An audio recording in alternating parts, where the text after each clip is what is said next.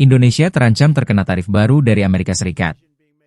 Washington tengah mempertimbangkan biaya masuk tambahan hingga 12,5% terhadap 60 negara, termasuk Indonesia. Langkah ini diambil setelah Amerika menilai sejumlah mitra dagangnya belum cukup efektif dalam mencegah masuknya produk yang diduga terkait praktik kerja paksa. Menurut Perwakilan Dagang Amerika Serikat atau USTR, Indonesia masuk dalam kelompok negara yang dianggap belum menegakkan larangan kerja paksa secara efektif. Selain Indonesia, daftar tersebut juga mencakup Uni Eropa, Kanada, Meksiko, Pakistan, dan Ekuador. Jika kebijakan ini disetujui, sejumlah produk ekspor berpotensi menghadapi hambatan baru saat masuk ke pasar Amerika. Meski masih berupa usulan dan akan melalui proses konsultasi publik hingga 6 Juli mendatang, kebijakan ini bisa menjadi tantangan baru bagi perdagangan global. Di tengah perlambatan ekonomi dunia, muncul pertanyaan besar. Apakah Indonesia mampu mengantisipasi dampak tarif baru ini dan menjaga daya saing ekspornya di pasar internasional?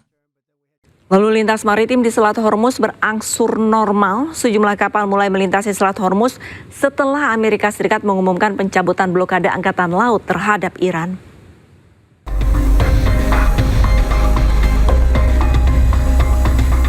Kapal-kapal melintasi Selat Hormuz seiring dengan dimulainya kembali lalu lintas maritim secara bertahap setelah Presiden Amerika Serikat Donald Trump mengumumkan pencabutan blokade Angkatan Laut terhadap Iran.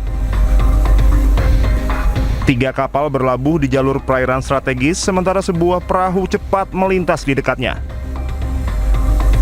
Korps Garda Revolusi Iran mengatakan 28 kapal termasuk kapal tanker minyak dan kapal kontainer telah melintasi Selat Hormuz dalam koordinasi dengan pihak berwenang Iran. Sebelumnya, Presiden Amerika Serikat Donald Trump mengumumkan Amerika Serikat akan mencabut blokade angkatan lautnya terhadap pelabuhan-pelabuhan Iran, sehingga kapal-kapal yang terdampar akibat pembatasan tersebut dapat melanjutkan navigasi.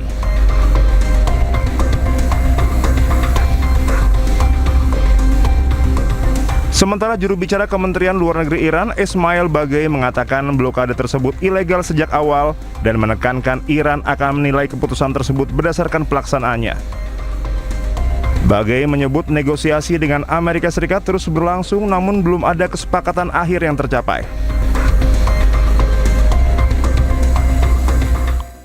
Ketua Komite Militer NATO Laksamana Giuseppe Capodragone mengatakan negara-negara anggota NATO telah memindahkan pasukan dan aset militer ke sekitar kawasan selatan Hormuz.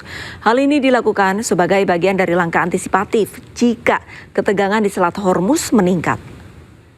Talking with all our partner nations, and we are all headed to improve dramatically this kind of exchanges, which will be beneficial for both of us.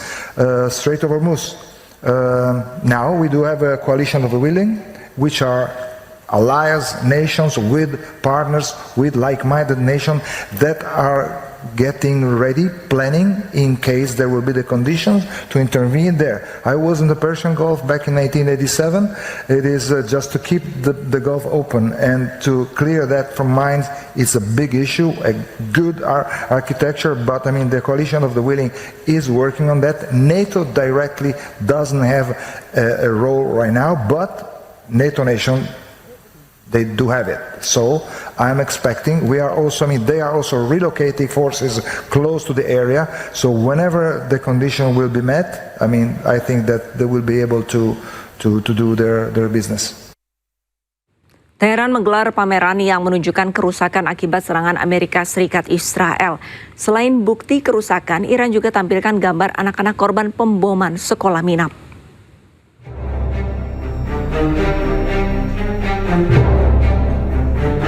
Sebuah pameran yang diselenggarakan oleh Museum dan Taman Pertahanan Suci Teheran menampilkan bukti kerusakan lingkungan yang disebabkan oleh perang Amerika Serikat Israel dengan Iran.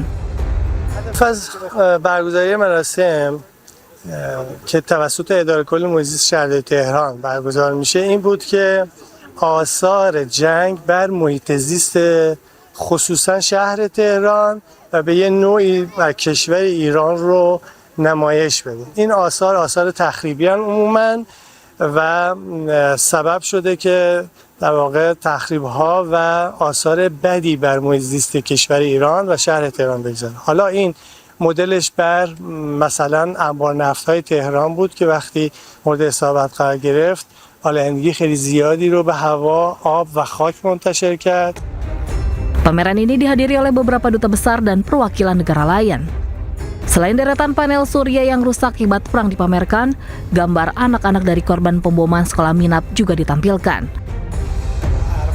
Manajer Umum Lingkungan Teheran melaporkan hampir 10.000 hektar hutan dan padang rumput di Iran telah hancur dan terbakar. Kerusakan lingkungan lainnya mencakup polusi udara, air dan tanah, ditambah dengan kerusakan lahan pertanian dan juga taman.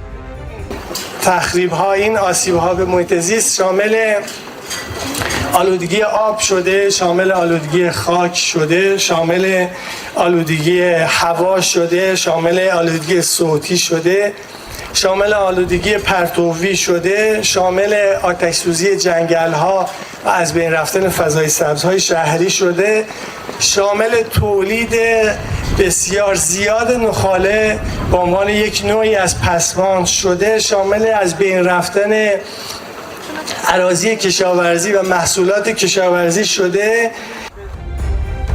Sejak diberlakukannya gencatan senjata, Iran membatasi lalu lintas di Selat Hormuz, sementara Amerika Serikat membuat blokade terhadap pelabuhan-pelabuhan di Iran. Di tengah kesepakatan dengan Iran, Amerika Serikat tetap ngotot agar Iran tidak memiliki senjata nuklir. Tidak hanya itu, Amerika Serikat menyebut siap kembali berperang jika Iran tetap memiliki senjata nuklir.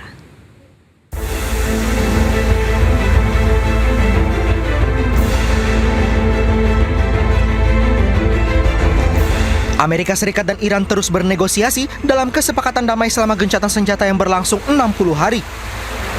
Amerika Serikat mengklaim mengedepankan jalur diplomasi namun hanya akan menerima kesepakatan yang menjamin Iran tidak memperoleh senjata nuklir. Selain itu, Amerika Serikat menegaskan pihaknya sangat mampu untuk memulai kembali perang melawan Iran jika situasi mendesak. We still have global obligations to ensure that, say, Iran doesn't get a nuclear weapon. We're focused on that. We can do two things at one time. And certainly our department, we were in a cabinet meeting just a couple of days ago, and the president said, hey, it will be a great deal.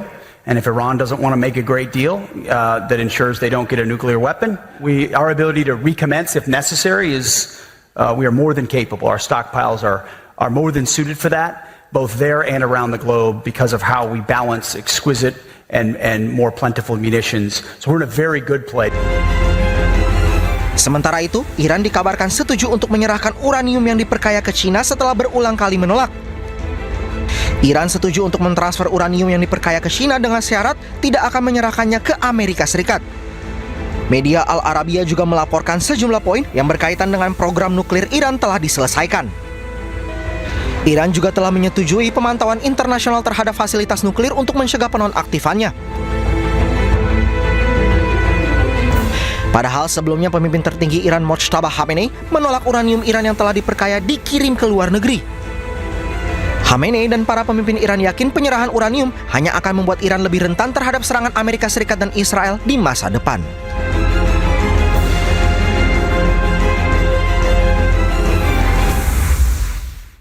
Di tengah upaya damai, muncul isu Presiden Iran Masoud Pezeshkian mundur dari jabatan. Isu ini muncul karena menduga adanya perbedaan pandangan dengan Korps Garda Revolusi Iran.